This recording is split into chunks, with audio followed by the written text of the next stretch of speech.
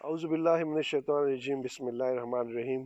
میں ڈاکٹر فیض الرحمان پاکستان جمہوری اتحاد کی جانب سے آپ سے مخاطب ہوں۔ نئے سال کی ابتدا 2021 شروع ہونے والا ہے اور آج اس دسمبر میں ہماری جماعت کو تقریباً 6 ماہ ہو جائیں گے، اور اس 6 ماہ میں شکر الحمدللہ ہم کافی مثبت جا رہے ہیں، نئے لوگ آ رہے ہیں، شامل ہو رہے ہیں اور اعتماد ان میں پیدا ہو رہا ہے، بلکہ ان کے آنے سے ہم میں اعتماد آ رہا ہے اور انشاءاللہ تعالی آگے سلسلہ آگے بڑھتا رہے گا۔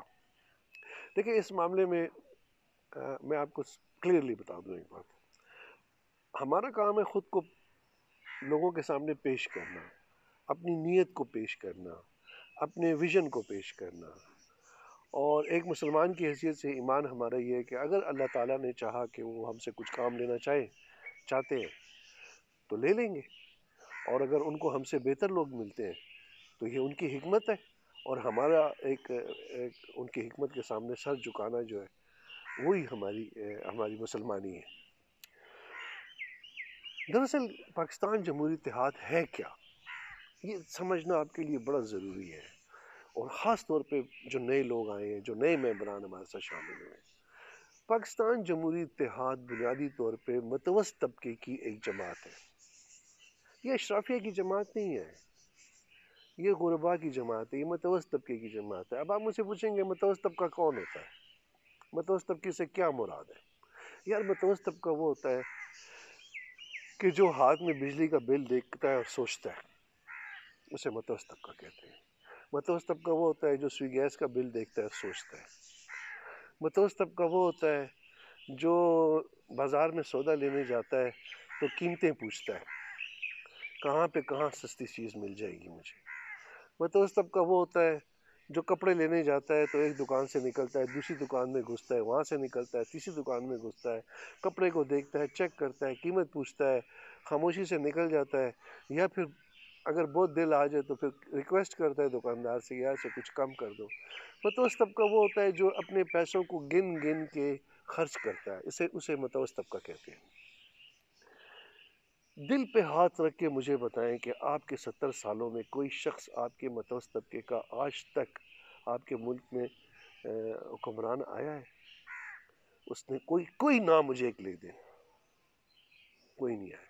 میں لکھ کے دیتا ہوں، جو نام بھی آپ کے ذہن میں آ رہے ہیں نا، جو آپ سوچ رہے ہیں، وہ متوسط طبقے کے لوگ نہیں ہیں۔ ان کو تو یہ بھی نہیں پتا تھا، وہ جن اسکولوں اور کالجوں میں پڑھے ہیں، ان کے سامنے سے تو میں اور آپ گزر بھی نہیں سکتے۔ وہ ان کی گرمیاں یورپ میں گزرتی تھیں، وہ ابھی بتاتے ہیں ہمیں کہ وہ پاکستان میں جی وہ ایک پرفضا مقام وہاں پہ بھی ہے 60 سال کے بعد۔ اس سے پہلے انہوں نے پرفضا مقام پاکستان میں نہیں دیکھے تھے۔ میں اور آپ جب جاتے ہیں نا پرفضا مقام پہ تو ہم سستے ہوٹل ڈھونڈتے ہیں، تو ہم متوسط طبقے کے لوگ ہیں کہ یار ہم یہ دعوے سے کہہ سکتے ہیں، ہم کلیم میں کرتا ہوں یہ بات کہ میں متوسط طبقے کا بندہ ہوں، نمائندہ ہوں۔ تو پاکستان میں 95% متوسط طبقہ اور غریب لوگ رہتے ہیں، تو نمائندگی کس کی ہونی چاہیے؟ 5% طبقے کی ہونی چاہیے، جو منہ میں سونے کا چمچہ لے کے پیدا ہوتے ہیں، ان کی نمائندگی ہونی چاہیے، یا جو 95% جو ان کی نمائندگی ہونی چاہیے۔ صرف مسئلہ یہ ہے کہ آپ لوگوں میں اعتماد نہیں ہے۔ متوسط طبقے کا سب سے بڑا پرابلم یہ ہے کہ وہ سمجھتا ہے کہ نہیں ہم یہ نہیں کر سکتے، جنگ شروع ہونے سے پہلی جنگ ہار جاتا ہے۔ یہ متوسط طبقے کا مسئلہ ہے۔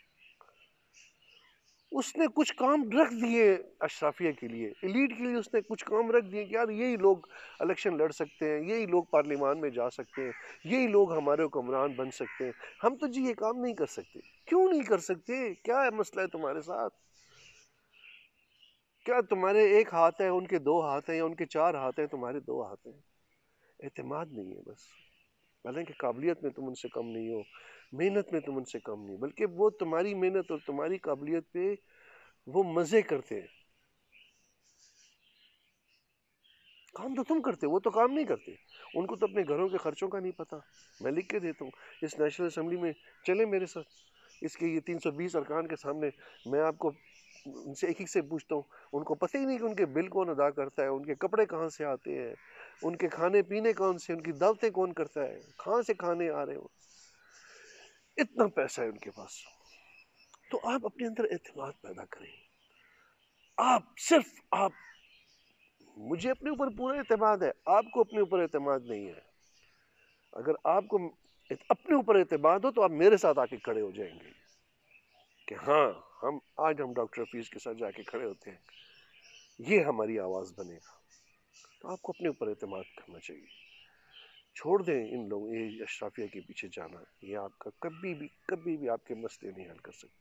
تو پاکستان جمہوری اتحاد ایک متوسط طبقے کی جماعت ہے۔ دوسری بات یہ کہ یہ ایک پریکٹیکل جماعت ہے، یہ عملی جماعت ہے، یہ نعرے لگانے والی جماعت نہیں ہے۔ ایک تو سب سے پہلی بات یہ کہ ہم اس کو ایک ادارہ جاتی جماعت بنانا چاہتے ہیں، جسے کہتے ہیں نا انسٹیٹیوشنلائزڈ پولیٹیکل پارٹی۔ ہمارے ہاں پولیٹیکل پارٹی آج تک بنی ہی نہیں، ہمارے ہاں تو فین گروپ ہے، ہمارے ہاں تو سیاسی گروپ ہے، وہ اس کا گروپ ہے، وہ اس کا گروپ ہے، نام شخصیت کے گروپ ہے۔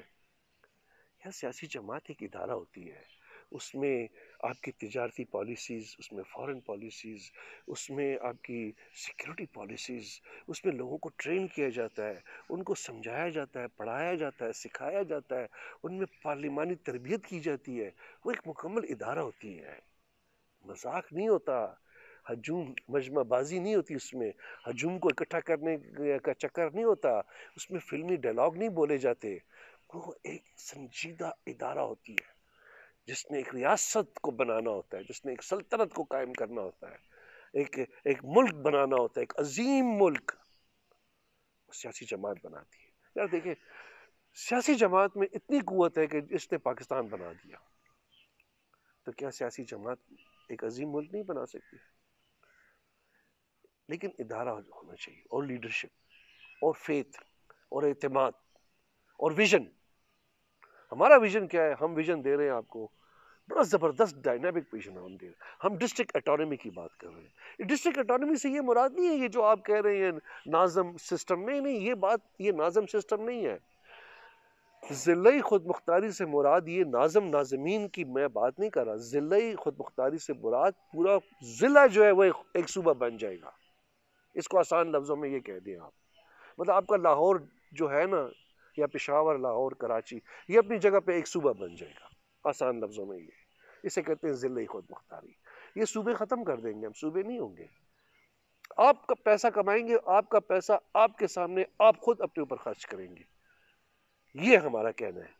ہمیں تو ابھی پتہ ہی نہیں ہے کہ پیسہ کا میرا شہر کتنا پیسے کماتا ہے، میرے شہر کی انکم ٹیکس کتنا ہے، میرے شہر کا کسٹم ٹیکس کتنا ہے، میرے شہر کا ایکسائز ٹیکس کتنا ہے، میرے شہر میں کاروبار جو لوگ کر رہے ہیں کتنا پیسہ ہے، میرے شہر کی فصل کتنا پیسہ دے رہی ہے، میرے شہر کی معدنیات کتنا دے رہی ہے، کچھ پتہ نہیں ہے، ہم اندھیرے میں بیٹھے ہوئے ہیں۔